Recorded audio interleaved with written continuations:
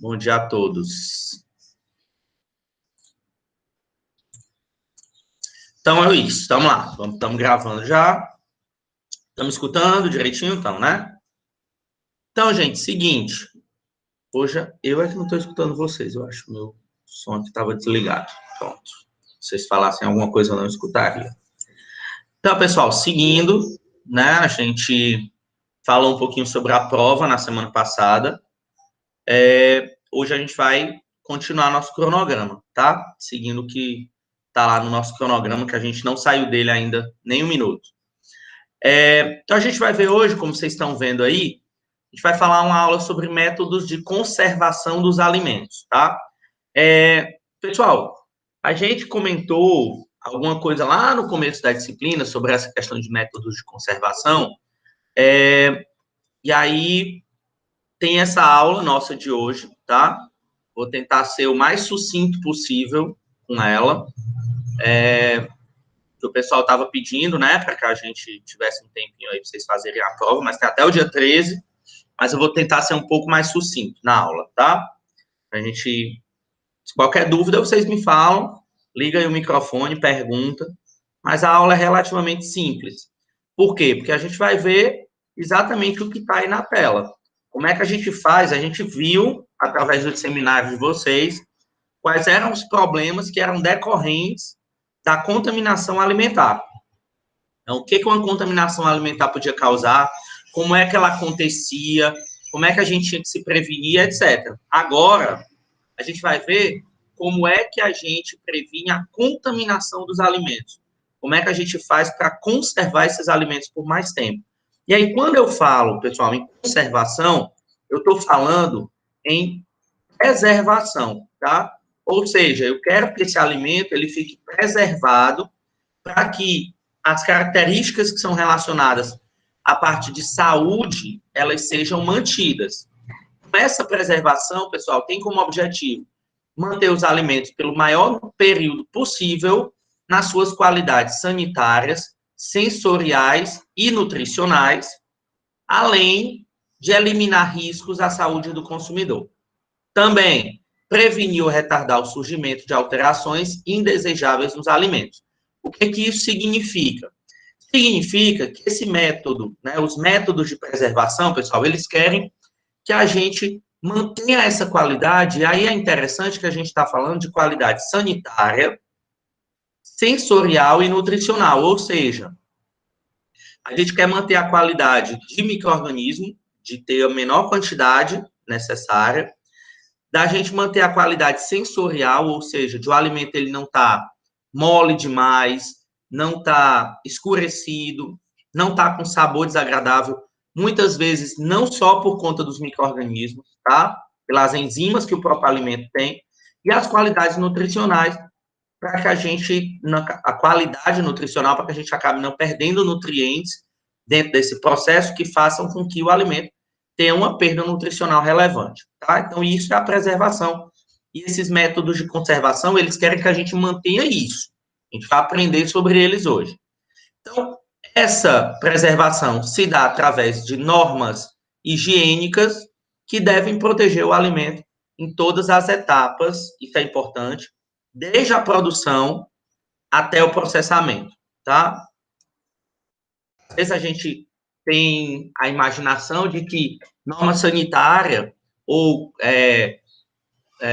cuidado com a parte sanitária do alimento é só a parte que a gente está vendo, ou seja, é só ou na nossa casa, quando o alimento chega, ou então quando está no supermercado ainda, ou no restaurante. Na realidade, é desde o momento da produção. Se for um alimento, por exemplo, de origem vegetal, é desde o momento que ele está plantado.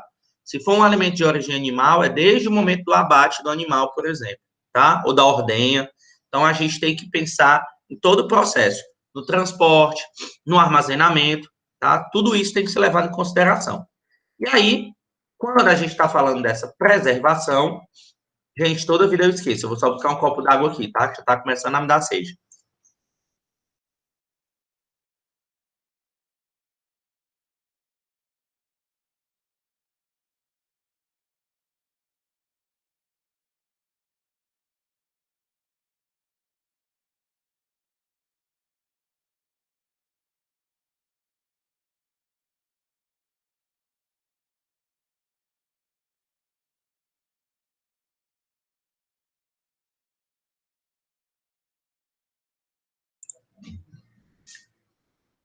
Pronto, vamos lá. Nem perguntei se vocês já tinham feito as provas, né? Fazer, né? Tem um feriadão por aí, para vocês não ficarem fazendo prova no feriado. Vou terminar logo isso, se livrar. Então, ó, seguinte, bora lá. Então, pessoal, quando eu estou falando dessa conservação, eu tenho que levar em consideração alguns pontos, tá? Por quê? Porque vai depender qual é o método que eu vou utilizar. Isso aqui vai pensar um pouco em relação ao qual método que eu vou escolher. A gente vai ver que tem vários, certo? E aí, essa conservação, ela vai depender da natureza do alimento. A gente falou lá nas primeiras aulas que um alimento que tinha menor atividade de água tinha menor quantidade de micro-organismo, né? Então, se eu tenho, obviamente, um alimento sólido, ele é, na teoria, se eu for levar só um ponto em consideração, ele é mais fácil de estar conservado do que um alimento líquido, certo? Porque o líquido tem atividade de água igual a 1, que é o máximo. Então, se ele tem mais atividade de água, ele tem mais propensão a ter micro-organismo. A origem do alimento, se ele é animal ou vegetal, o estado físico, se ele é sólido, líquido, se ele é uma emulsão, etc. Qual é o tempo de conservação que eu quero? Por exemplo, se eu quero que seja um alimento que ele tenha um tempo de conservação que precisa ser muito longo, porque ele vai, sei lá, de navio daqui para a Europa. Então, ele vai levar umas 2 semanas para chegar lá. Então, eu preciso fazer uma quantidade de métodos a mais para que esse alimento seja mais conservado durante mais tempo. E o destino que ele vai ter depois de processado. Se ele já vai servir para consumo, se ele ainda vai para a prateleira do supermercado, se ele ainda vai ser enviado para outro local, se ele vai ser enviado por entregador, por exemplo, tá? Tudo isso eu tenho que considerar. E aí, como é que eu vou fundamentar isso, pessoal, quando eu estiver falando de conservação? Eles se baseiam na eliminação total ou parcial dos agentes capazes de alterar os alimentos através da modificação ou da diminuição de um ou mais fatores essenciais ao desenvolvimento microbiano, de maneira que o meio se torne impróprio. Aqui é aquela famosa história que a gente fala assim, os incomodados que se retirem. Se a gente disse, pessoal, que a gente falou lá no começo, em relação àqueles fatores intrínsecos e extrínsecos de crescimento microbiano, né, que influenciavam aqueles fatores dos alimentos, então eu posso dizer que a fundamentação dos métodos de conservação é que eu tire o ponto ótimo desses fatores que cada micro-organismo gosta, concordam? Então, se, por exemplo, eu sei que um micro-organismo ele gosta de uma temperatura de 36, 37 graus, eu vou tentar fugir disso. Se eu sei que o micro-organismo gosta de um pH próximo da neutralidade, eu vou fugir disso, seja para qualquer um dos lados, transformando em ácido ou transformando em base, tá? Mas a gente vai sempre transformar aquele alimento no meio o mais impróprio possível para aquele micro-organismo. E aí, os processos tecnológicos, é bom que a gente saiba, eles não são capazes de recuperar a qualidade de um alimento que ele já foi danificado. Então, por exemplo, o método de conservação ele é preventivo. Se o alimento já tiver sido danificado, não tem mais o que fazer, tá certo? E aí, nesse caso, pessoal, a gente ainda não conseguiu uma técnica de conservação que isso aconteça, tá bom? E aí, a Benedita já viu aqui o que vai pegar um negócio. Tá certo? Deu para entender? Tá, a gente não consegue mais modificar. Teve o método de conservação, ok, o alimento vai passar mais tempo conservado. Agora, o alimento foi danificado, não tem mais volta. E aí, pessoal, vem uma questão que eu ia até comentar com vocês já há algum tempo, quando a gente estava dando aula presencial, eu comentei isso até com os meninos. Eu não sei se vocês lembram, porque já tem mais ou menos aí uns 2 anos ou 3 anos, mais ou menos, tá? O que que acontece? Quando a gente estava lá no... Acho que foi na eleição, tá com uns 2 ou 3 anos, mais ou menos. Lá em São Paulo, vocês conhecem o governador lá de São Paulo, né? Que é o João Dória. O que acontece? O João Dória, ele propôs um projeto aí, ele até iniciou, começou a fazer. Ver se vocês lembram ou ouviram falar sobre isso. Que ele não queria que os alimentos eles tivessem a validade, tipo, os alimentos que estavam nas escolas do município, do estado, perdão, que estavam próximos de terminar a validade, ele resolveu, era biscoito, produto de panificação, tudo que fosse relacionado à farinha de trigo, essas coisas, o que foi que ele fez? Pegou esses produtos que estavam relacionados a perto da validade, levou para uma indústria e tal, triturou esses produtos e produziu uns biscoitos com esse triturado, né? E aí o pessoal estava chamando, inclusive, de ração humana, não sei se vocês lembram. Teve esse ponto aí, né, que o pessoal estava fazendo. E aí teve uma super crítica, né, em relação a isso. Por quê?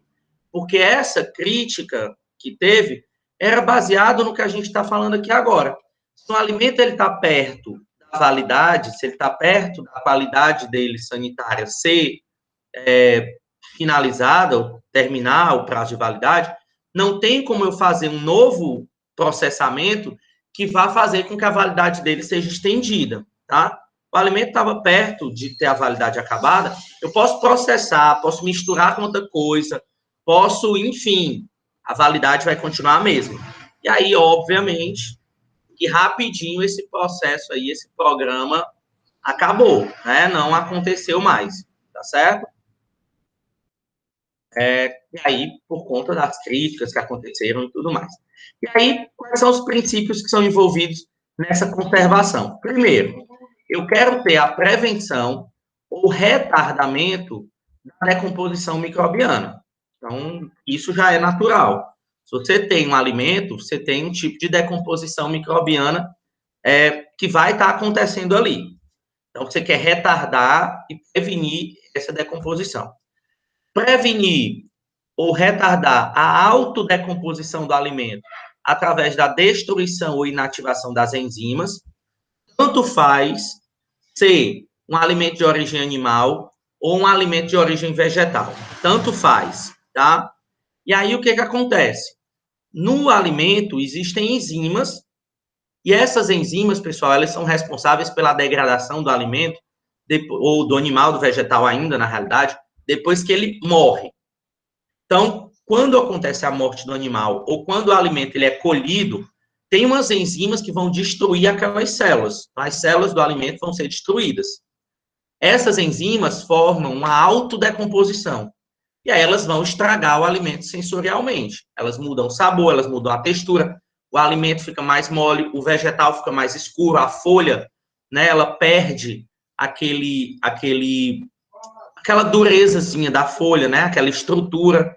Então, ela vai ser, vai ficar murcha, etc. Então, a gente também quer acabar com esse tipo de situação e prevenir as injúrias que são provocadas por insetos, outros animais, causas mecânicas e etc.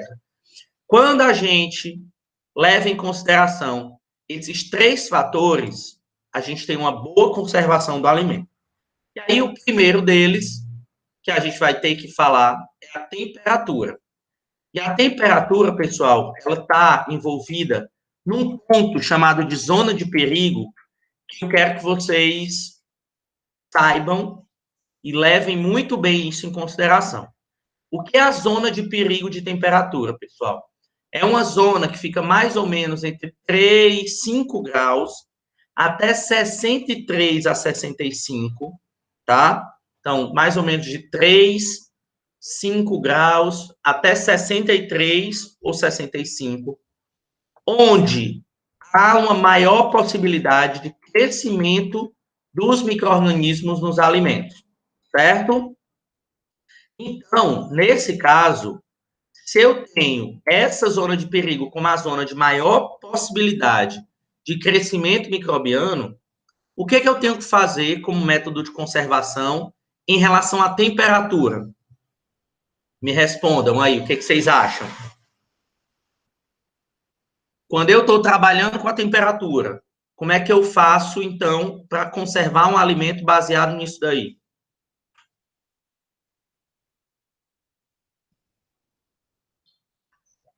Hein, Elora?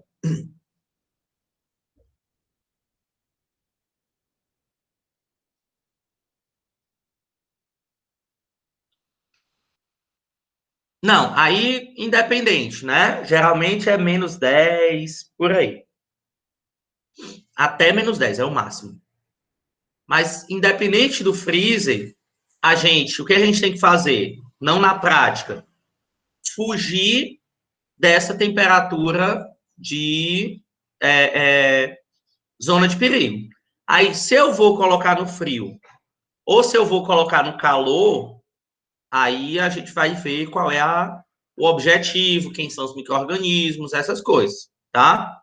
Qual é o tipo de alimento.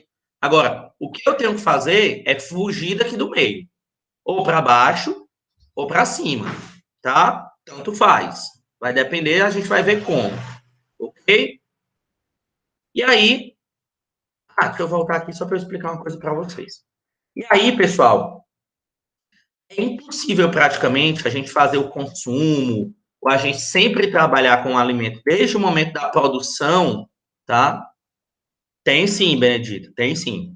Então, desde o momento da produção, tem alguns alimentos, tá? Que a gente, de uma forma ou de outra, em algum momento do processamento, do transporte, do armazenamento, do consumo, a gente vai entrar aqui dentro dessa zona.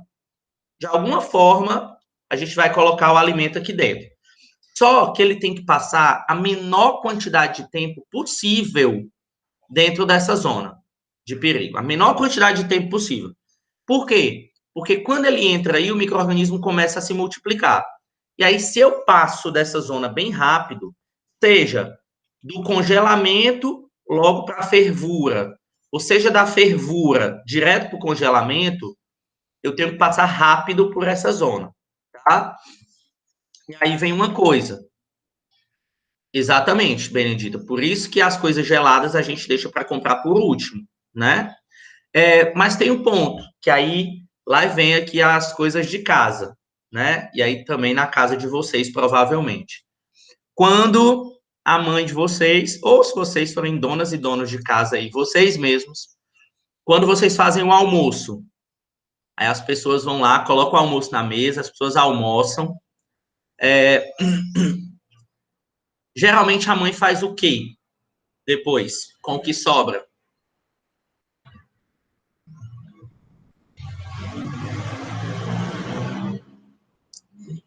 Ainda falta meia hora para o Cleiton chegar em casa.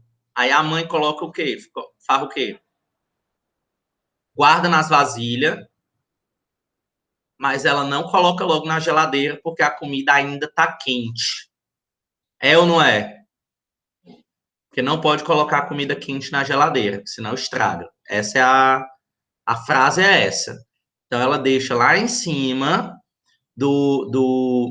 da bancada, espera esfriar para colocar na geladeira. A Benedita aí já está na frente, né? Então, o que é o correto? É deixar esfriar, porque se colocar na geladeira estraga? Não, tá? O correto é que terminou de cozinhar, todo mundo comeu ali rapidinho, né? Fez o prato do povo, guarda e coloca na geladeira. Por quê? O que acontece, pessoal? Imaginem, o alimento ele acabou de sair do fogo, então ele está aqui em cima. Eu quero que ele chegue aqui embaixo. Eu não quero que ele fique aqui dentro dessa zona. Se eu tenho um alimento que acabou de ferver, aí eu deixo ele esfriando na bancada, ele vai chegar aqui, ó, numa temperatura de 31 graus, mais ou menos, que é a nossa temperatura, e vai permanecer. Só que, como a nossa temperatura é 31 graus, ele vai baixando aqui mais rápido, mas quando for chegando aqui, ele vai baixando bem devagarinho a temperatura. 49, 48, e já tá os micro-organismos lá, ó, se multiplicando. Então, quando eu coloco dentro da geladeira, eu puxo a temperatura para baixo mais rapidamente. Então, ele vai passar por aqui bem mais rápido. 49, 48, 47, 46, 45. Ele rapidamente sai dessa zona de perigo.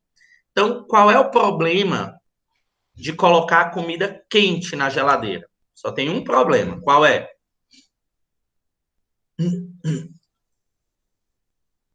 Gasta mais energia. O problema é só esse. Agora, o dinheiro que você não gasta com energia, quer dizer, o dinheiro que você gasta com energia é o dinheiro que você não gasta com o remédio, né, de dor de barriga depois, tá certo? Então, é um investimento aí. Você gastar com a saúde, com não estragar o alimento, tá? Então, não existe essa história, não. Quando a mãe vier com essa história de que deixa em cima da bancada para esfriar, para depois botar na geladeira, isso não existe. Aqui em casa, por exemplo, eu já entreguei a minha saúde a Deus. Jesus cuida da minha saúde, tá? Porque eu não falo mais. Eu já cansei. Os micro-organismos ganharam a guerra, tá? Então, por exemplo, aqui em casa ferve o leite e o leite fica lá em cima da bancada até esfriar e entrar na geladeira. E ele vai permanecer lá, porque eu não falo mais. Casa de ferreiro, espeto de pau, certo? Então, mas saibam que o correto é esse, tá certo? Aí, Benedito, é outro ponto, tá certo? Quando faz o iogurte, tem que ficar fora da geladeira. Porque o iogurte, os micro-organismos, a gente quer que eles se multipliquem. Se eu boto na geladeira, o iogurte não firma, tá? Aí é outra história que nós vamos ver mais lá na frente. A gente vai ter uma aula só de iogurte, tá? Então, relaxe seu coração.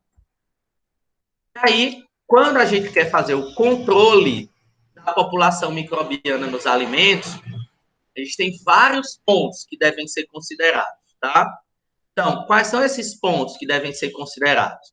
Primeiro, os métodos mecânicos para remoção dos micro-organismos, ou seja, lavar o alimento com água, sabão, manter condições atmosféricas desfavoráveis para o micro-organismo. Então, se é um micro-organismo anaeróbio, eu deixo na atmosfera com oxigênio. Se é um micro-organismo aeróbio, eu deixo na atmosfera a vácuo, por exemplo, tá? Sem oxigênio, a vácuo ou com outro gás. Então, isso é manter uma condição atmosférica desfavorável. Temperaturas elevadas, então, calor, baixas temperaturas, congeladeira ou congelamento, desidratação, como a carne de sol, que a gente desidrata, como a carne seca, conservantes químicos, então, acidulantes, parabenos, substâncias conservantes, alterar a pressão osmótica, ou seja, colocar sal no alimento, é uma forma de controlar a população, irradiação, carne de sol é um tipo de irradiação, estou deixando com que o sol irradie aquele alimento. E o uso de 2 ou mais métodos desses aqui combinados. Então, eu posso escolher, né, um ou mais métodos, 2 ou mais desses aqui, para combinar, tá certo?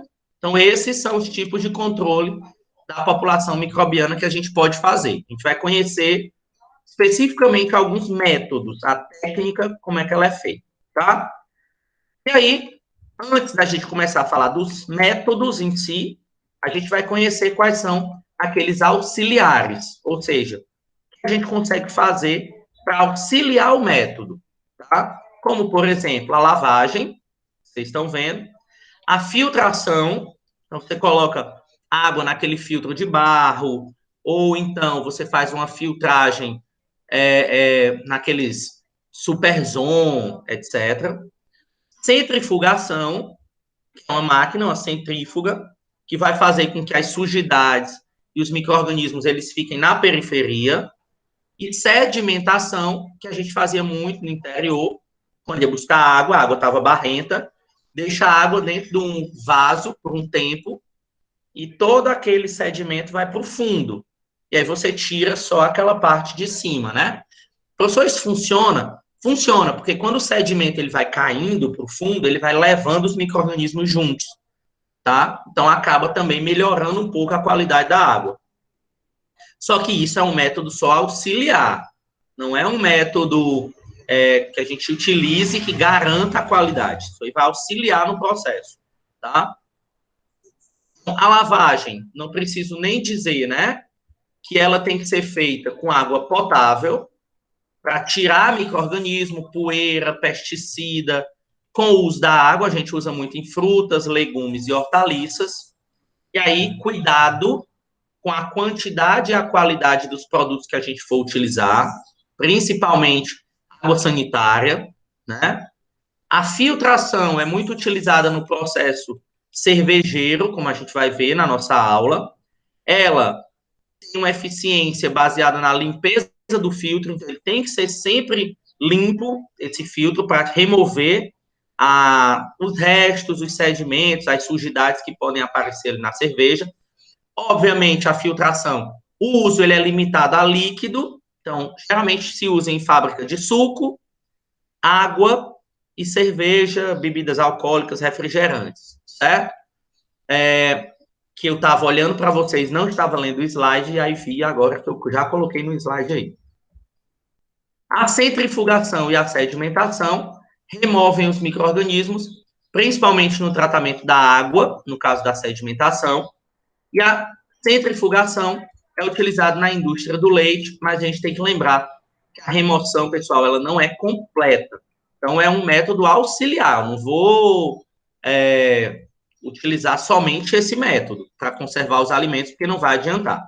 Agora, eu posso utilizar a conservação dos alimentos pelo calor. A gente vai falar de 2 pontos hoje, principalmente, que é o calor e o frio, tá? Tem os métodos de calor e os métodos de frio. Os métodos de calor, eles são utilizados porque eles têm um efeito deletério aos micro-organismos. O que é deletério? De destruição de alguma forma, tá? Então, ou eu vou ter a morte ou inativação das células, ou eu vou ter a desnaturação das proteínas por conta do calor, que vocês já viram na bioquímica, ou eu vou ter a inativação das enzimas que são necessárias para que o micro-organismo tenha o seu metabolismo. Também desnaturando, porque as enzimas, elas são proteínas, tá? Então, essa é a fundamentação. Eu uso calor porque eu quero que isso daqui aconteça. E aí, a maioria desses micro-organismos patogênicos e deteriorantes não resiste à temperatura elevada por determinados períodos de tempo. Eu preciso saber quais são, baseado no tipo de alimento que eu estou trabalhando, tá certo? E aí, nesse caso, quando eu estou trabalhando uma conservação dos alimentos através do calor, eu tenho que saber alguns pontos. Tem um ônibus aqui que, pelo amor de Deus, vá, meu filho, tá com Deus. Eu tenho que ter alguns pontos que vão ser observados para eu escolher o método de conservação pelo calor, tá? Então, esses pontos, eles têm que ser observados. Agora, olha a cena, ver se vocês conseguem enxergar. Bem ali. Ele tava brincando, aí agora se deitou aqui do meu lado, viu? Para ficar me olhando até o final da aula, que é a hora que eu boto ele para dormir. Porque aqui dorme, viu? Aí ele já fica ali, deitado, esperando a hora que eu vou colocar ele para dormir.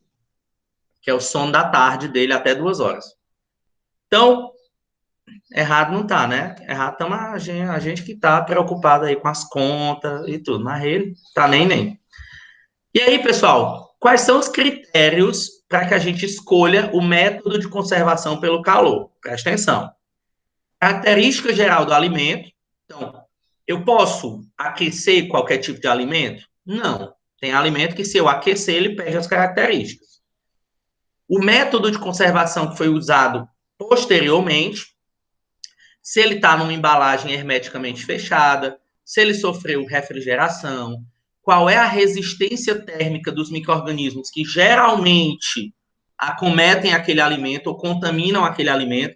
A gente viu nos seminários de vocês que tem muito micro-organismo que é extremamente sensível à temperatura. E tem outros micro-organismos e toxinas desses micro-organismos que não são sensíveis à temperatura, eles são resistentes e demoram um bom tempo. Então, eu sabendo qual é a possibilidade do micro-organismo estar naquele alimento, eu vou fazer o quê? Saber se eu posso colocar mais ou menos calor, se eu devo colocar mais ou menos calor, tá? E essa conservação pelo calor é calculada para destruir um número limitado de micro-organismos. Pessoal aí que é da nutrição e está fazendo higiene e vigilância sanitária, como a gente já falou também, tem alimento e tem micro-organismo que tem uma quantidade mínima, máxima de micro-organismo naquele alimento. Então, se eu coloco uma quantidade de calor em que eu fiz um cálculo para que aquele número de micro-organismos ele baixe do número máximo, eu não preciso destruir todos. Eu preciso fazer com que os micro-organismos eles entrem no que a legislação permite, na quantidade por alimento que a legislação permite, tá? Então, isso é o cálculo que é feito pela indústria. E aí, lembrando que esse processamento térmico, ele não faz milagre, tá? Não é porque eu coloquei no calor que pronto, acabou-se o risco, tá tudo ok. A gente sabendo disso, a gente tem que ter cuidado com possíveis alterações, tanto nutricionais, quanto sensoriais, quanto físicas e quanto químicas, tá? Então, cuidado quando for utilizar o calor. O calor não pode ser utilizado em qualquer ponto, qualquer tipo de alimento. O que eu ia dizer, meu Deus? Se você quer, por exemplo, utilizar vegetais como os folhosos, né? Alface, rúcula, espinafre, etc. Numa salada verde, você não pode levar ao fogo, porque senão ele vai murchar, vai perder toda a água do alimento. Então, isso vai fazer com que ele perca características sensoriais, físicas e químicas. Ao mesmo tempo que, se você, por exemplo, faz um chá, né? Vamos utilizar também não só a parte de alimento estrutural, mas funcional também. Se você vai fazer um chá, e aí entra para o pessoal da farmácia, existem muitas substâncias. Espera aí, que eu tenho que dar um carão. Desce daí, chope. Tava ali querendo fuçar o lixo acolá. Se você vai fazer um chá, o que acontece? Tem alguns vegetais e tal, algumas folhas, que você, quando vai fazer o chá, você faz de diversas formas. Ou você ferve, ou você abafa, como a gente chama, né? Coloca a água fervendo na folha no copo e coloca uma tampa por cima, tá? E aí, nesse caso, por quê? Porque se você ferver, pode acontecer de você perder ali, eliminar por conta da volatilidade, algumas substâncias, inclusive nutrientes. Uma das que a gente costuma perder é a vitamina C, tá? Então a gente tem que ter cuidado com isso, porque isso pode causar também alteração nutricional, tá? Aí vamos para a técnica. Vamos aprender logo aí a primeira técnica que a gente tem de conservação. Prestem atenção nessas técnicas que eu vou falar, tá? São importantes. A primeira delas, pessoal, é o branqueamento. Só branqueamento por quê? Porque o alimento fica branco? Não. Porque no branqueamento, eu faço um tratamento térmico brando. Tem alguém aqui que já fez gastronomia? Porque tem muita gente que faz gastronomia e depois vai fazer nutrição. Ou que gosta de cozinhar, ou que assiste o MasterChef, já deve ter visto esse nome aí, tá? Que começou a ser popularizado, né, de uns tempos para cá com os programas de culinária na TV aí, esses realities de culinária. O branqueamento, pessoal, a Benedita faz sempre isso em casa, pronto. Então, o branqueamento, ele é utilizado geralmente para vegetais. É um tratamento térmico brando, que a gente utiliza temperatura entre 70 e 100 graus, num tempo que varia de 1 a 5 minutos, vai depender do vegetal que você utiliza. Com posterior resfriamento rápido, para que a gente evite que o produto permaneça por mais tempo na temperatura elevada e continue cozinhando. Então, o branqueamento é para você dar um choque ali, né, nele, de calor, durante um período curto de tempo, e aí rapidamente você resfria aquele produto para parar o cozimento. E aí você faz isso, como a Benedita está dizendo aí, ó, com brócolis, com couve-flor, com vegetais verdes, como é o caso de... Ai, meu Deus, como é o nome?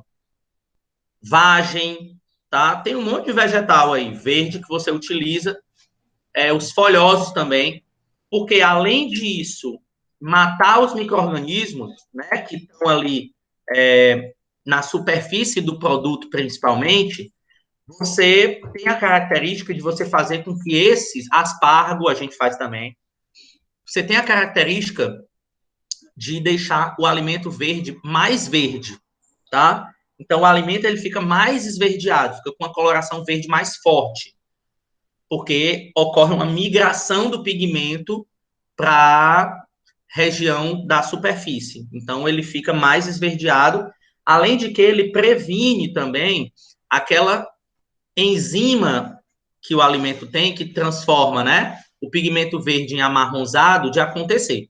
Tanto é que a gente percebe que aquelas ervilhas que são vendidas em conserva, elas são mais amarronzadas do que aquelas que são vendidas congelada no pacote. Aquela do pacote, ela é bem verde.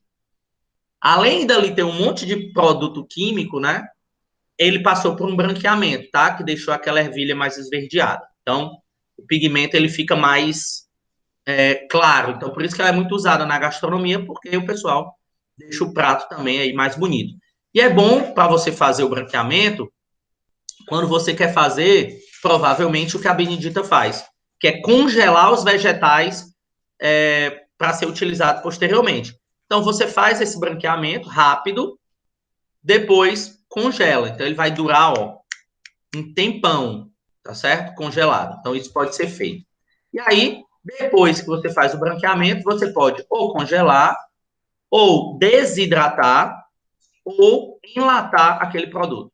Aí vai ser a critério da indústria ou da pessoa que está fazendo o processo, tá? Mas ela ajuda porque ela mata os micro-organismos da superfície e também inativa as enzimas para que o alimento não tenha alteração na cor, no aroma, no sabor e no valor nutritivo.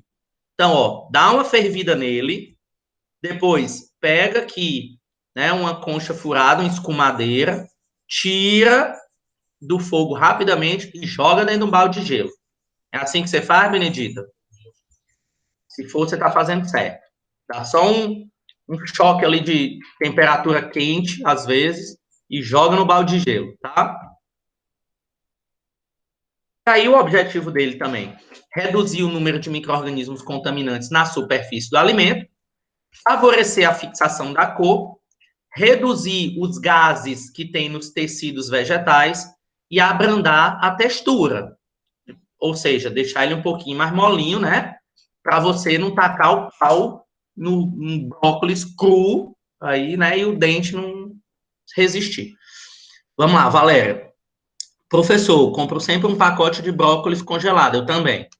E só preciso colocar na água fervendo ou no vapor por ser mais prático. Na lista de ingredientes não tem conservante, pode confiar? Sim, se na lista de ingredientes não tem conservante, dê preferência para esse tipo de brócolis, tá certo?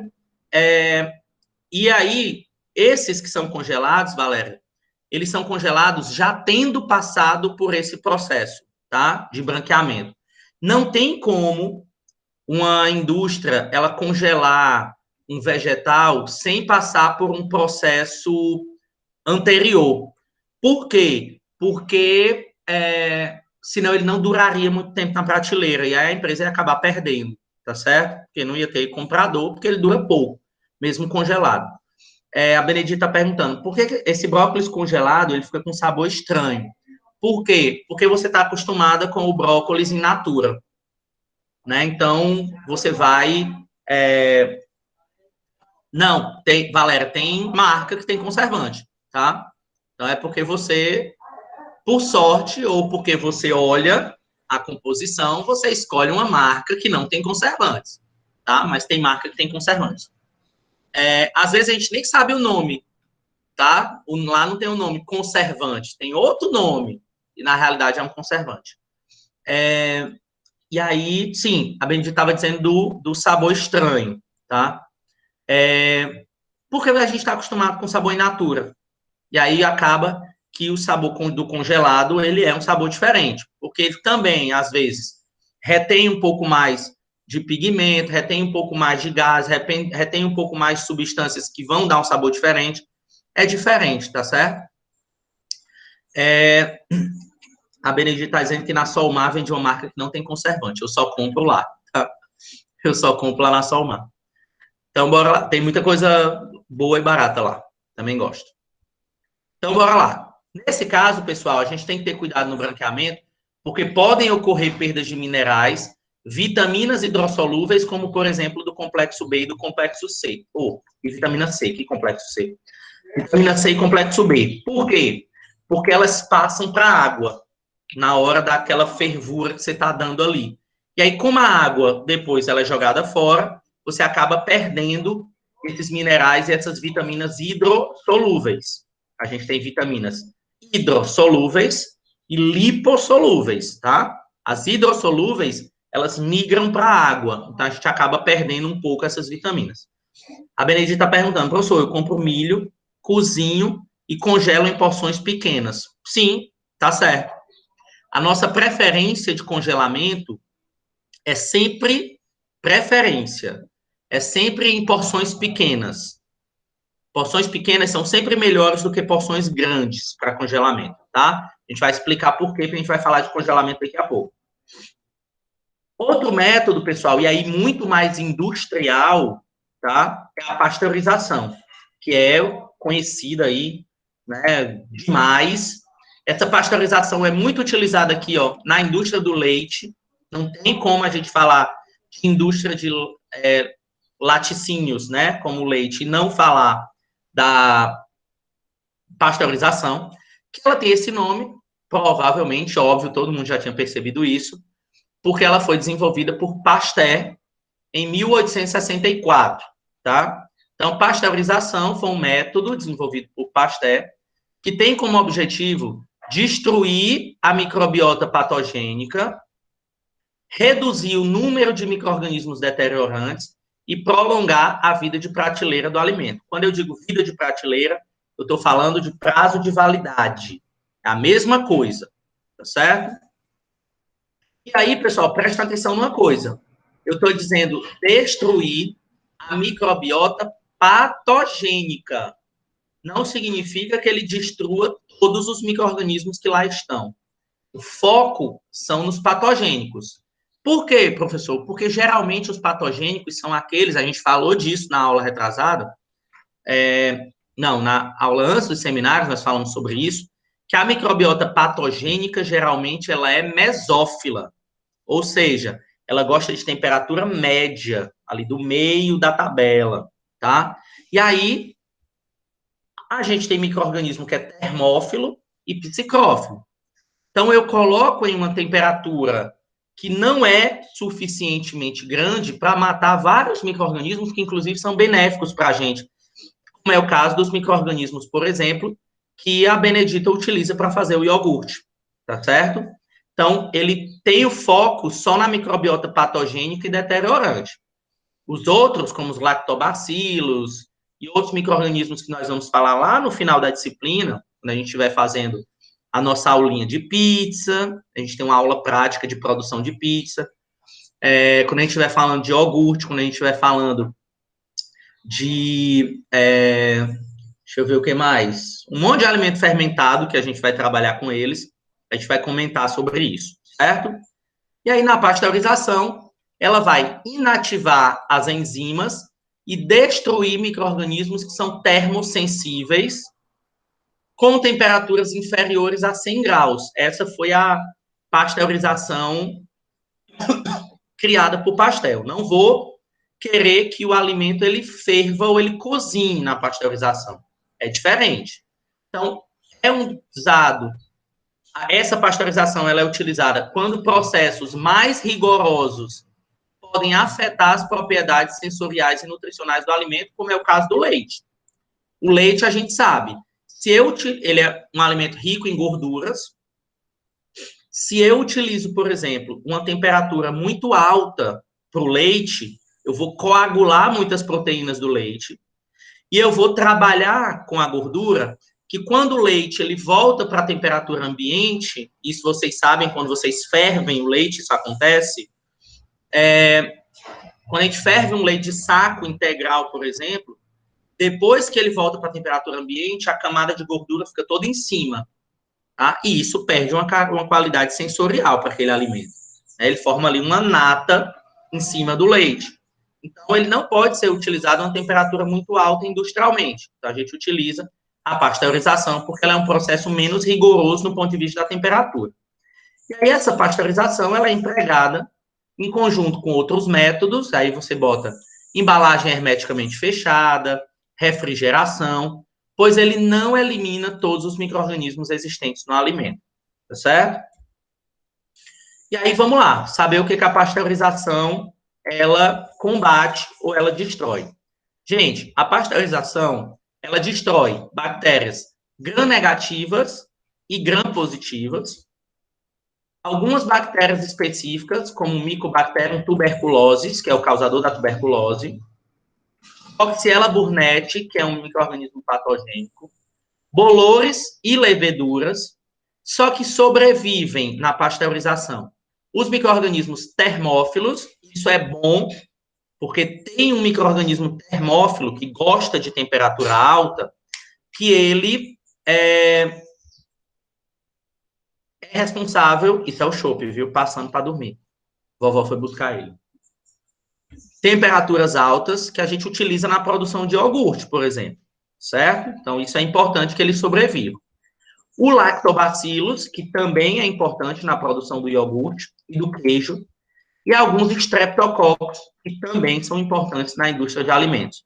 Então, a gente pode fazer uma pasteurização, que depois a gente vai conseguir trabalhar com o leite normalmente, porque esses micro-organismos que são importantes para a indústria de alimentos, eles conseguem sobreviver à pasteurização. E aí vamos entender como é que ela funciona. Presta atenção. A pasteurização, hoje em dia, ela tem dois tipos. Ela tem a pasteurização que a gente chama de LTLT, tá? Que é de temperatura baixa por um longo tempo. Agora, longo tempo é muito relativo. Ou seja, é uma baixa temperatura a longo tempo, 63 graus durante 30 minutos. Então, coloca o alimento numa câmara com temperatura, né, registrada direitinho, controlada, 63 graus por 30 minutos. Isso é responsável por matar os micro-organismos patogênicos. Ou então, eu posso fazer um processo de pasteurização rápida que se chama HTST, que é de temperatura alta por um curto espaço de tempo. Ou seja, só o fato de eu aumentar 9 graus, de 63 para 72, eu baixo para 15 segundos o processo de pasteurização, que é esses que geralmente acontecem no pasteurizador. Ou seja, numa indústria de alimentos que tem uma quantidade muito alta de processos, eu não posso deixar, geralmente, um alimento parado dentro de uma máquina por 30 minutos. Então, ele coloca, geralmente, 72 graus, que é o tempo que o alimento vem na esteira e ele passa por dentro daquela máquina. Então, ele fica a 72 graus por 15 segundos, depois que saiu, o alimento já está, né, pasteurizado, certo? Então, isso é uma técnica aí super antiga, mas muito atual quando a gente vai trabalhar com a indústria láctea, ok? Aí, pessoal, vamos passar aqui para algumas técnicas que elas nem são tão utilizadas, tá? Mas elas precisam ser compreendidas, né? Como é o caso, por exemplo, da tindalização. Eu nunca ouvi falar nisso daí. É uma técnica mais industrial, certo? E aí a tindalização, pessoal, é uma técnica que ela foi criada por Tyndall, daí vem o nome, tyndalização, em 1885, e ele é pouco utilizado por ele ser muito demorado e um custo muito elevado. Então, quando você tem um custo elevado, você também aumenta o preço do produto final, porque você transfere para o consumidor o preço daquele produto, tá? Daquele processo que você utilizou. Presta atenção, como é que ele é feito. Você faz um aquecimento de maneira descontínua em recipiente fechado, sob uma temperatura de 60 a 90 graus por alguns minutos. Então, você deixa ali alguns minutos numa temperatura aí entre 60 e 90 graus. Aí, parou essa temperatura, deixa o alimento em temperatura ambiente. Depois de 24 horas, você aquece de novo da mesma forma e vai repetindo esse processo de 3 a 12 vezes. Aquece, deixa um tempo, passa um tempo na temperatura ambiente. Aquece, deixa um tempo, passa um tempo na temperatura ambiente. Por que você quer fazer isso, tá? Porque existem, é super trabalhoso.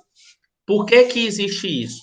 Porque, como alguns de vocês falaram, quando a gente estava falando sobre o Clostridium botulinum, sobre o Clostridium perfringens, o Bacillus cereus, que são micro-organismos que eles são esporulados, ou seja, que eles formam o esporo para se proteger, o que acontece? Quando a gente começa a aumentar a temperatura, se tiver naquele local algum micro-organismo esporulado, ele vai formar uma camada, né, externa, vai formar o esporo, e esse esporo vai acabar fazendo o quê? Se protegendo da temperatura. Aí a gente deixa a temperatura no ambiente novamente. Ele vai perceber que o calor passou e vai abrir o esporo e vai voltar para a sua forma normal. Aí eu venho e aqueço de novo.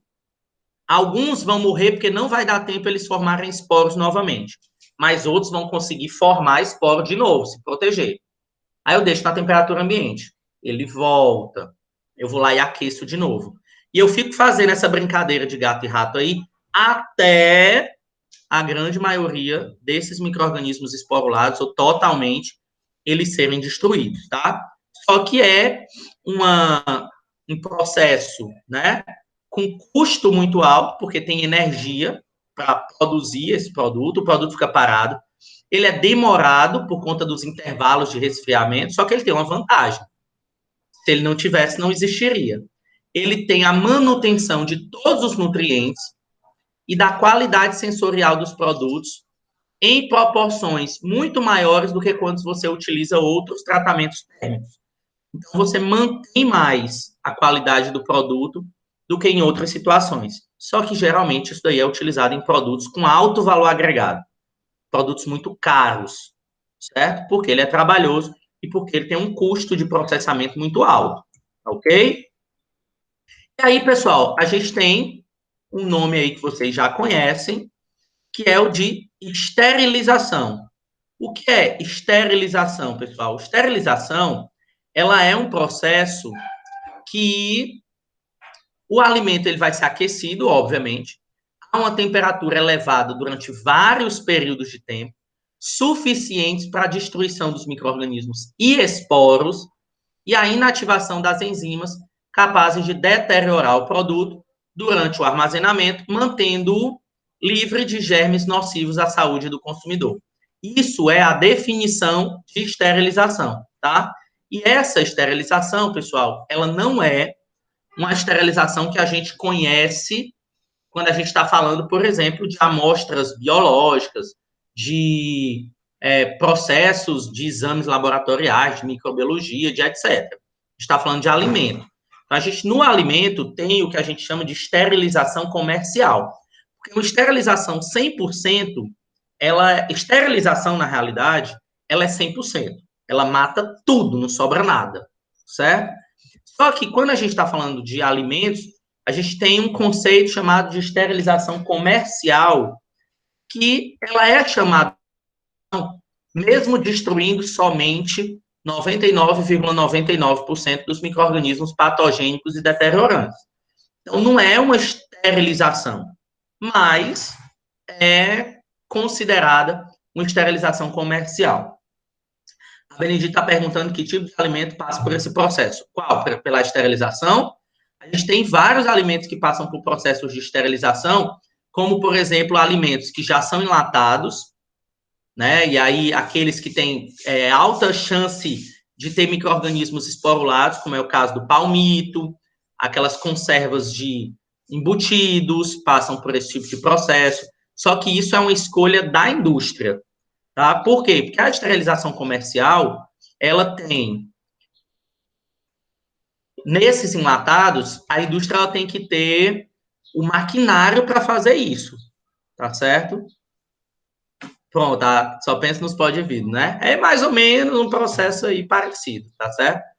E aí a temperatura de esterilização é aquela suficiente para conseguir a morte térmica dos micro-organismos. E a gente sabe qual é eu falei na aula passada, Dalila, sobre a prova, tá? Tá na gravação da aula passada.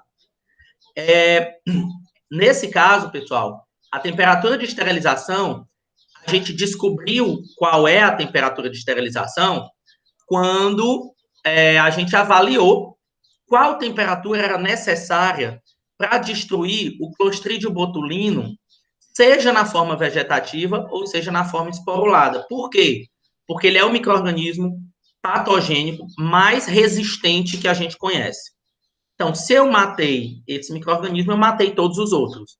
Então, a gente calcula, a indústria ela calcula qual vai ser a temperatura e qual vai ser o tempo necessário para matar o Clostridium botulino. Porque aí eu sei que depois dele, todo mundo já morreu, tá certo? E aí, a esterilização de alimentos é feita em unidades envasadas, que eu chamo de apertização, ou então a granel. Como é que eu faço essa esterilização em unidades envasadas, por exemplo? Deixa eu mostrar aqui para vocês. Opa, peraí. Que em unidade envasada, ela se chama apertização, tá? A apertização, pessoal, ela leva em consideração a penetração do calor no alimento, eu tenho que ter cuidado por isso. E aí, ó, eu tenho uma embalagem, que o alimento está embalado, e eu tenho que ter cuidado, pessoal, porque eu vou mostrar para vocês como é que a gente utiliza. Ó. Tem esse equipamento abre essa tampa, a gente coloca, ó, o palmito, tá vendo? Aqui é palmito, ó.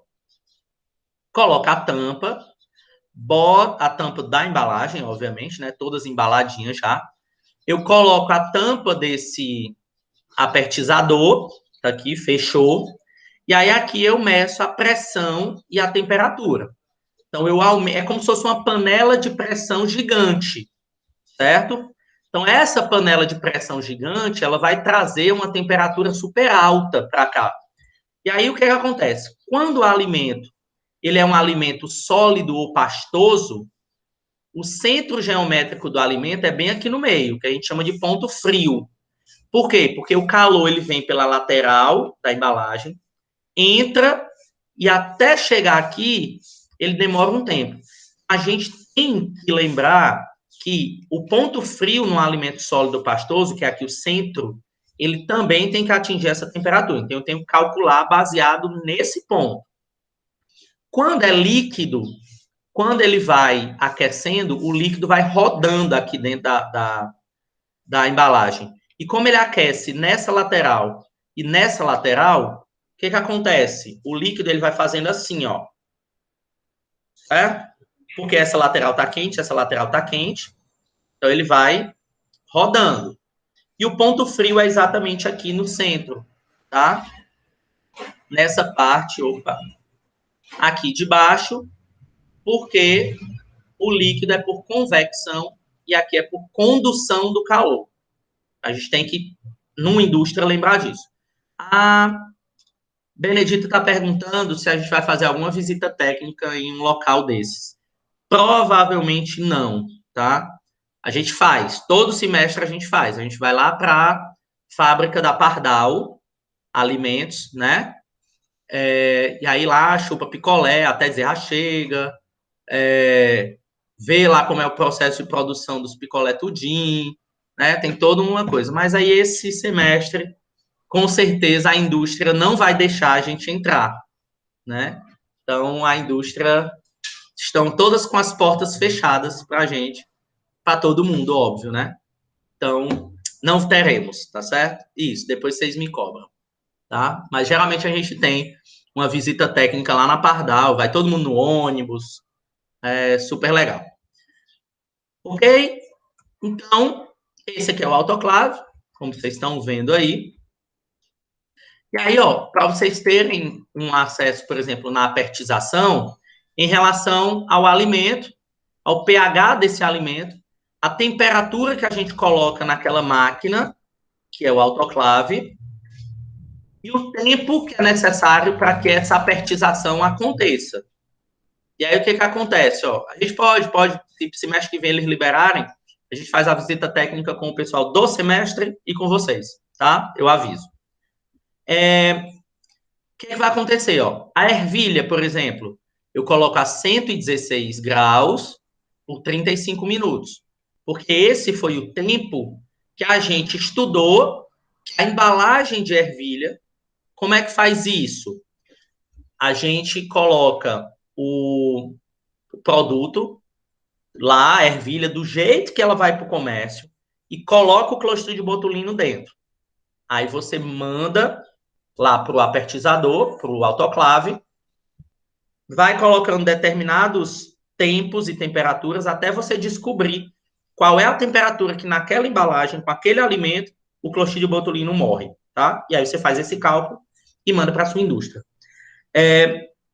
Professor, quando acontece um caso de botulismo, é porque esse processo foi falho? Sim, porque houve uma falha no processo, ou porque não houve esse processo, tá?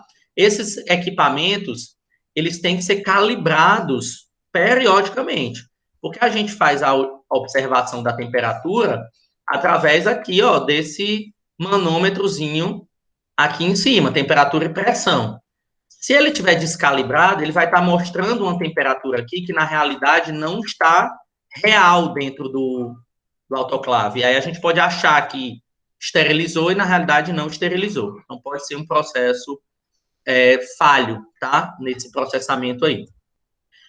Ó, a ervilha a 116 graus por 35 minutos. O milho, por sua vez, 116 graus, mas já por 50 minutos. A batata doce, 116 graus por 90 minutos, tá? Enquanto o morango, a gente leva a 100 graus por 5 minutos, porque, obviamente, é bem mais sensível. Então, isso daqui tá de produtos embalados. Não joga os morangos lá dentro e fecha, não, tá? Isso aqui é produto embalhado, é ótimo. Embalado, certo? Aqui, ó, é um dos equipamentos, tá? Bem mais moderno do que aqueles que a gente viu, que é uma autoclave rotatória. Esses dois cilindros aqui, eles vão rodando. E aí isso acelera a penetração do calor, diminui o tempo do tratamento térmico e previne o superaquecimento, tá? Ah, deixa eu falar um negócio aqui para vocês. A gente tinha 2 visitas semestre passado. Olha aqui, tá? Porque que às vezes dá vontade de não fazer as visitas. Eu vi esse autoclave rotatório aí, essa autoclave rotatória, me lembrei. Uma delas a gente conseguiu o ônibus, a outra a gente não conseguiu. A do ônibus foi da Pardal, então a gente foi para Pardal. A outra era para a fábrica da Ambev. E aí a gente ia ver como era a produção da cerveja. Que nós não conseguimos ônibus. Aí o que foi que eu fiz? Gente, quem é que tem carro? Aí peguei os alunos que tinham carro, né? Dividir. Aí, gente, quem é que vai? Dividir todo mundo nos carros. No dia da visita, quantas pessoas apareceram? Uma. Não, mentira, 2 apareceram. Aí foi no meu carro, eu e as 2 alunas. Quando chegou no meio do caminho, o que foi que aconteceu? Eu olhei pro lado e uma das alunas estava com aquelas calças que só vai no meio da canela. Aí eu digo, você não vai entrar desse jeito. Aí a outra menina disse assim, professor, pois só eu, a gente também não vai não. Aí nós voltamos na metade do caminho. Tipo, foi todo um processo para conseguir a visita na Ambev, que lá é super complicado. E aí não fomos para a visita da Ambev. Mas o povo deixou de ganhar os fardinhos de cerveja que ganha lá, né? Quando vai visitar. Certo? A Casa Tela está declarando o amor dela por mim aqui, vocês escutaram? Deixa eu ver. A Benedita perguntou. Então, se a gente pegar um pote desse e aquecer em casa, é mais seguro? Não. Por quê? Porque você não vai conseguir atingir essa temperatura, tá? Então, nem adianta tentar. Meu marido ama palmito, eu também. E aqui é um item proibido. Mas por que é proibido? Professor. Não é proibido, não. O palmito, se você proibir o palmito, você tem que proibir qualquer alimento em conserva. Não é só o palmito, não, é qualquer um. Porque o risco é o mesmo. Professor, eu falo assim, Oh, de comprar o palmito e em casa eliminar o líquido e aquecer o palmito novamente. Não? não adianta, não. Primeiro, ele já passou por um aquecimento antes. Se você fizer isso de novo, você só consegue essa temperatura de você passar. Primeiro, a temperatura da água ela só chega a 100 graus, né? Então, Uhum. como ela só chega a 100 graus, aqui para o palmito você precisa de. Cadê? Tem palmito aqui? Tem não, mas ele está nessa região aqui, ó. Provavelmente você vai precisar de 116 graus também. Então você já não chega. Você só chega nos 116 graus numa panela de pressão. E aí, dentro de uma panela de pressão, se, por exemplo, a ervilha leva 35 minutos, que ela tem uma capa menor do que a do palmito, mais molinha, o palmito ele vai passar de 50 a 60 minutos. Como ele já passou antes, você não vai conseguir. E outra, você não vai colocar o vidro de palmito dentro da panela, ele vai ser destruído todinho, o alimento. Você não vai conseguir, não, tá? Mas, assim, atualmente, casos de botulismo são muito difíceis de acontecer porque a gente está com um processo mais rigoroso, tá? Então, dê preferência para as empresas que são mais conhecidas. Por quê? Porque essas empresas que são mais conhecidas, geralmente elas exportam. E aí, para exportação, precisa passar por um controle super rigoroso, né? Porque quando chega lá, é feito um teste.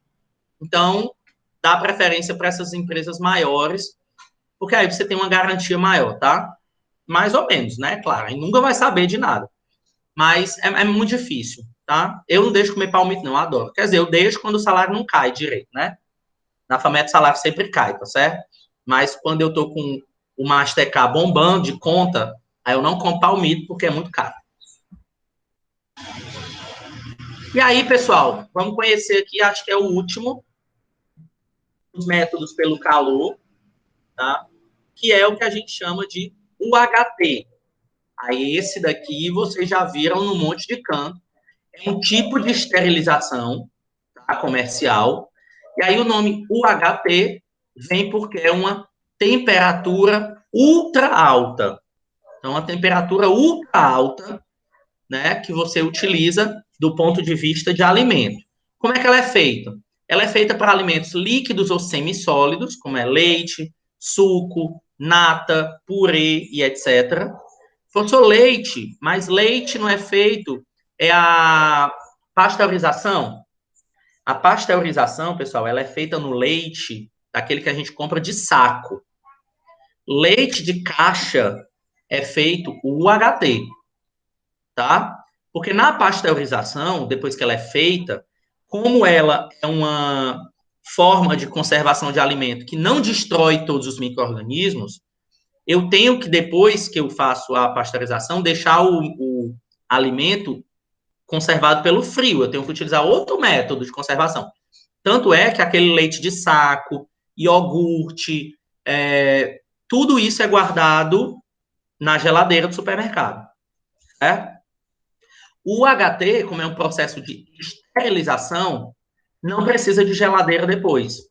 Então, eu faço um aquecimento rápido, quase instantâneo, com altas temperaturas, ou seja, 135 a 150 graus, é muito alto. por 2 a 5 segundos. Então, o alimento, ele passa, né, o leite, por exemplo, ele passa dentro de uma máquina a uma temperatura altíssima, de cerca de 150 graus, de 2 a 5 segundos, que é para não ter nenhum tipo de destruição de proteína, para não ter do leite, né? Para não ter coagulação, para não ter problema com a parte nutricional e nem com a parte sensorial, porque é muito rápido. Só que os micro-organismos, eles sofrem aí um choque de temperatura muito grande que eles não conseguem se adaptar, não está tempo. Então, essa temperatura do UHT, que é nessa máquina aqui, ó, depois que você passa o alimento, você coloca naquelas embalagens, né, que são hermeticamente fechadas, como aquelas Tetra Pak. E aí essas embalagens, pessoal, que são hermeticamente fechadas, fazem com que esse produto ele permaneça com a vida de prateleira, por exemplo, de 6 meses, tá? Sem refrigeração. Por isso que o leite ele fica lá na prateleira sem refrigeração por 6 meses. Aí vamos dar aqui uma pausa, tá? Antes da gente finalizar, para vocês irem resolver a prova, quem não resolveu. O leite, pessoal, e aí vem a curiosidade, tá? Vocês lembram uma historinha aí que surgiu no ano passado, no final do ano passado? Foi final passado? Não. Foi final do ano passado, começo desse ano. Do negócio de umas caixas de leite que tinha uns números no fundo e umas marcas coloridas que disseram aí que era leite que saiu até no Fantástico, que era leite que era assim, tinha uma caixa de leite e aí essas caixinhas de leite embaixo da embalagem tinha umas cores e tinha um número, 6, 5, 1, 2. E aí o pessoal começou as fake news aí no WhatsApp, e aí eu recebi uns 30 dessas mensagens dizendo que aquele número representava a quantidade de vezes que o leite tinha estragado. Fala, meu Deus, agora que eu tô vendo que o chat estava parado, tá? Peraí, deixa eu ver se vocês perguntaram alguma coisa. Cheio de produto químico, Deus me free, dos números. Ah, tá. Sim, aí disse que o número era a quantidade de vezes que o produto tinha vencido, aí a indústria vinha, recolhia do supermercado, fazia um novo processamento e mandava de volta para o supermercado para ser comercializado com a nova validade. Então, se tinha debaixo da caixa do leite número 6, coitado daquele leite, ele tinha sido rejeitado 6 vezes por alguém. Tinha 6 meses ele passava na prateleira do supermercado e nunca tinha sido pego por ninguém. Isso 6 vezes. Ou seja, 36 meses. Ou seja, aquele leite ele estava sozinho, sem ninguém, por 3 anos. Né? Então, nem na pior das hipóteses de Dia dos Namorados sozinho, esse coitado desse leite estava lá. E o povo acreditava, certo? E aí o pessoal nas caixas de supermercado, olhando nas gôndolas, olhando debaixo das caixas. Aquilo ali, pessoal, para quem viu, tá? Depois vocês olhem no YouTube, a reportagem é ridícula. Nada mais é do que um teste da impressora que imprime o rótulo das embalagens. Então, de vez em quando, está passando lá o produto, a embalagem está passando super rápida na impressora, ela faz uma impressão embaixo e é colorida para saber se as cores da impressora estão ok, se quando ela bota um número ou uma letra, ele está visível, porque aquela embalagem vai ser, como é que chama? Rotulada, né? Tem uma impressão na embalagem. E aí o povo mandava dizendo que é porque o leite tinha ido 4 vezes para a fábrica. É como eu disse, depois que um produto sofreu deterioração, não tem mais o que fazer, tá? Ele não retorna para o seu estágio inicial, tá? Ele não vai voltar à qualidade, não. Então, isso era uma lenda aí, uma fake news do tamanho do planeta, tá ok? Não, Cleiton, tu tá de brincadeira. Tu olha o negócio da embalagem, pois não olhe mais para você não passar vergonha lá no fundo do supermercado, pelo amor de Cristo, tá? Deixa o pobre. Agora não mais. Pois é, não invente de estar lá em prateleira de supermercado olhando embaixo, não. Se você até quiser dar uma olhadinha, tu dá assim, como é que chama? Uma olhadinha rápida, mas tu finge que tu tá olhando os ingredientes, tá? Na embalagem. A Benedita, professor, já viu como é o processo da rapadura? Minha filha, eu sou de Ubajara. Se eu não conhecer o processo de fazer uma rapadura, lá em casa, no fundo lá de casa, tinha um engenho. Comi rapadura a minha vida todinha. Acho que foi por isso que eu não consegui mais emagrecer, tá? Desde então. E lágrimas escorrem nesse momento. Eles pegam a rapadura de muito tempo e refazem outra, né? Assim, lá em casa eu não fazia porque era vendida tudo, né? Tudo vendido. Mas, só um instante. Se aquela rapadura estiver estragada, não adianta mais não, tá? Não volta mais não. Mas eu não duvido não, voltar pra caldeira, tá? Não duvido nada não.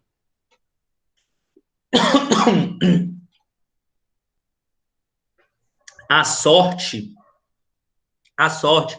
é que a rapadura tem tanto açúcar que raros são os micro-organismos que conseguem degradar e contaminar a rapadura, de tanto açúcar que ela tem, tá? E o açúcar, ele é um conservante, tanto é que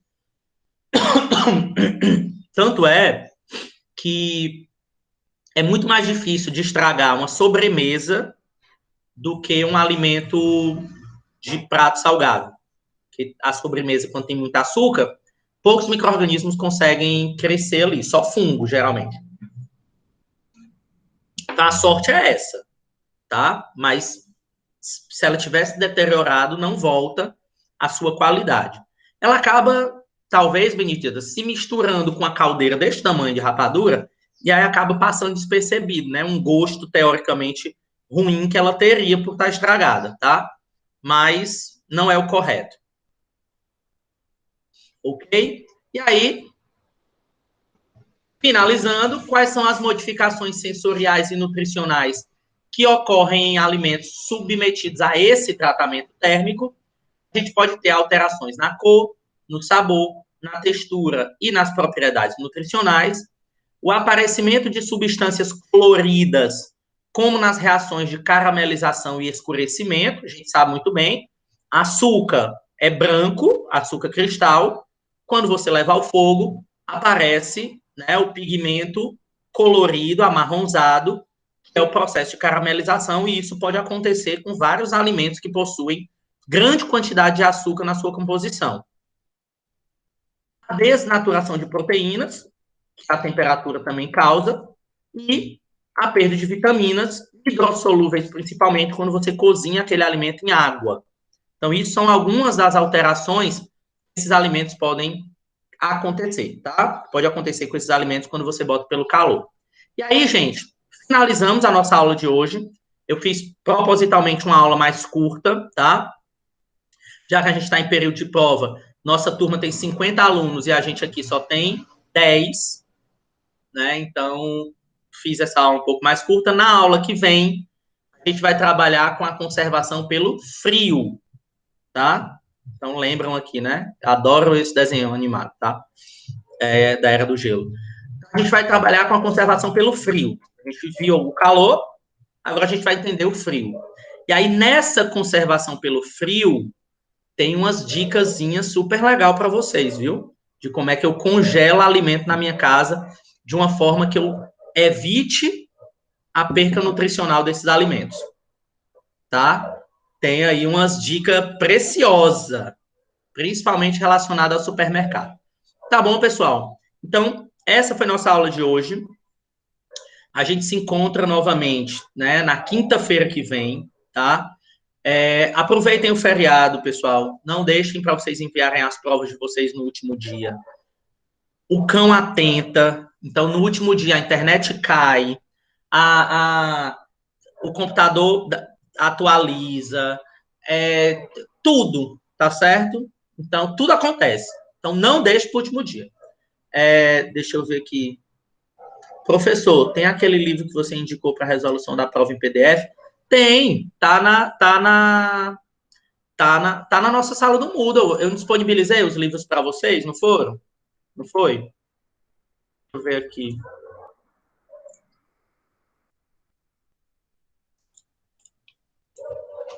Deixa eu só confirmar aqui, mas eu acho que eu coloquei para vocês todos.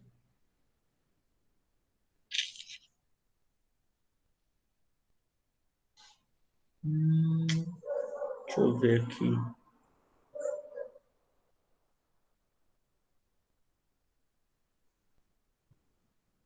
Não tá o livro, não.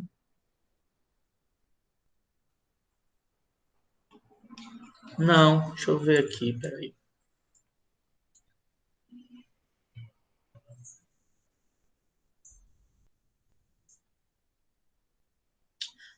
Tá não. Peraí, eu sei o que foi. Foi aquele problema que estava dando, que quando vocês acessavam, vocês tinham que pedir uma autorização. Lembra que estava tendo esse problema aí no Google? Ainda está tendo, na realidade. Né? Eu vou fazer o seguinte, como no Drive da faculdade ainda está tendo esse problema, eu vou postar no meu Drive pessoal, porque aí vocês não precisam de autorização. Oi, Elora. A Sara disponibilizou alguns livros. Então, provavelmente são os que eu dei para ela. Ah, foi, menino. Eu tô ficando doido. Eu pedi pra Sara mandar para vocês. Eu mandei o livro para ela. Foi. Pois é, eu dei. Eu acho que é ele. Eu fiquei de mandar no grupo, eu acabei esquecendo, no grupo O da Bernadette, que é um fininho da capa verde, né? E deixa eu só verificar aqui. Mas eu acho que são esses mesmo que ela mandou. Fui eu que dei para ela. Deixa eu ver aqui. Mesmo assim, eu vou disponibilizar. Esperem aí. Pronto, já que nossa aula terminou, deixa eu só parar aqui de gravar para não ficar muito grande.